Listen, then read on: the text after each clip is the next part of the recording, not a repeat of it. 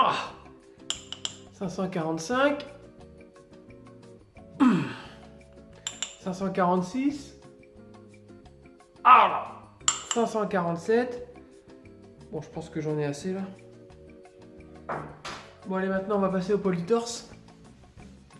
Oh les dégarnis, qu'est-ce que vous faites là? Vous tombez vraiment pile poil. Et oui les coquins, puisque là je suis en train de préparer ma deuxième greffe de cheveux avec des poils de barbe.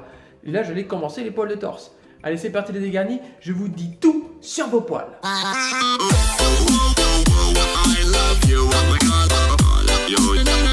Et oui, vous allez voir qu'il est possible d'utiliser vos poils si jamais vous avez une densité capillaire qui n'est pas suffisante pour une greffe de cheveux. Les garnis, je vous invite vraiment à rester jusqu'à la fin de la vidéo car nous allons voir quel poil est plus propice à la greffe de cheveux. Est-ce que c'est les poils de barbe, les poils du torse, parce que c'est les deux poils, vous allez voir, qui sont les plus couramment utilisés dans cette technique.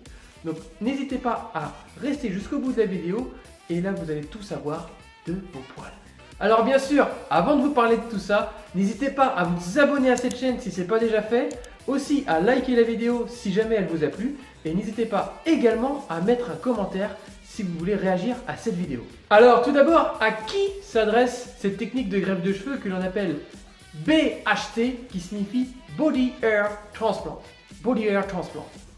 Enfin, c'est anglais quoi, évidemment.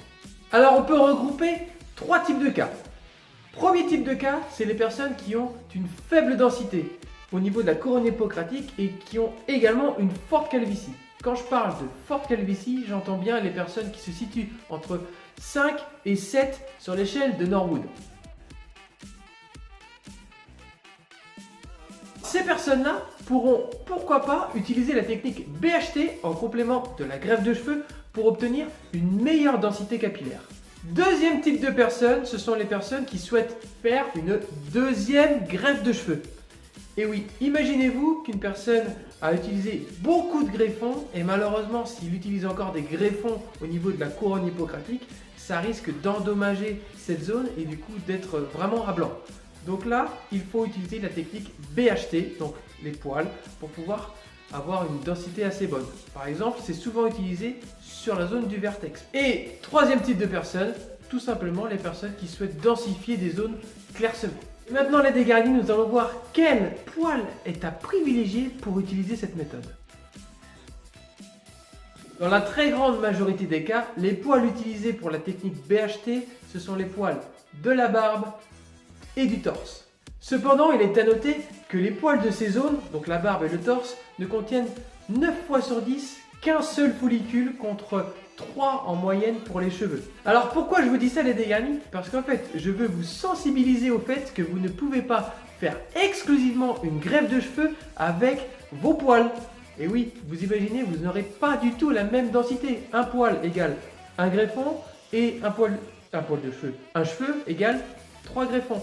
Donc là, il n'y a pas photo. Et en plus de ça, les poils poussent beaucoup plus lentement que les cheveux. Maintenant, passons à la partie de l'implantation. Où est-ce que ces fameux poils sont implantés?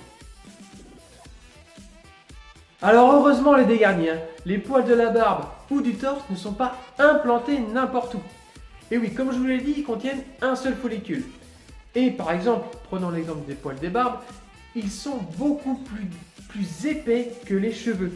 Donc imaginez, vous mettez un poil de barbe sur votre ligne frontale, je peux vous garantir que vous aurez beaucoup de mal à vous coiffer puisque ces poils sont plus raides et plus épais.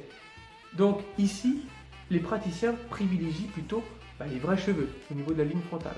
Vous l'aurez compris les dégarnis, la zone qui est le plus souvent utilisée, ou les zones, puisque du coup je vais vous en parler de deux zones, c'est le vertex et la couronne hippocratique si jamais vous avez un manque de densité sur cette zone.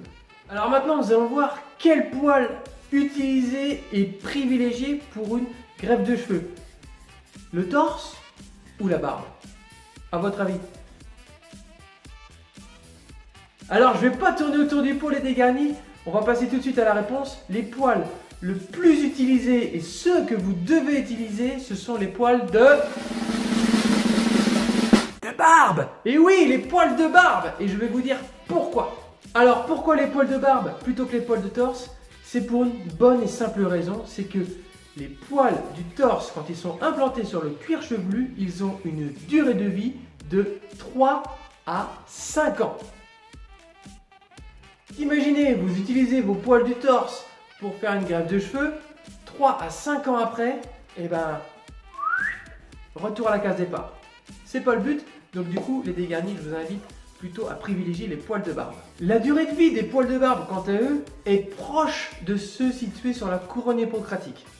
Donc voilà une bonne raison d'utiliser les poils de barbe plutôt que les poils du torse. Bien sûr, les poils de barbe poussent moins vite que les cheveux, mais par contre, voilà, ils ont au moins une durée de vie plus importante. Donc les dégarnis, si jamais une clinique vous propose de faire la technique BHT avec vos poils de torse,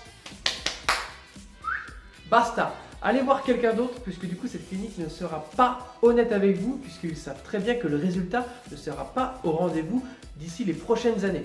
Donc les dégarnis, faites très attention s'il vous plaît. Pour conclure les dégarnis, une greffe de cheveux avec des cheveux, c'est mieux.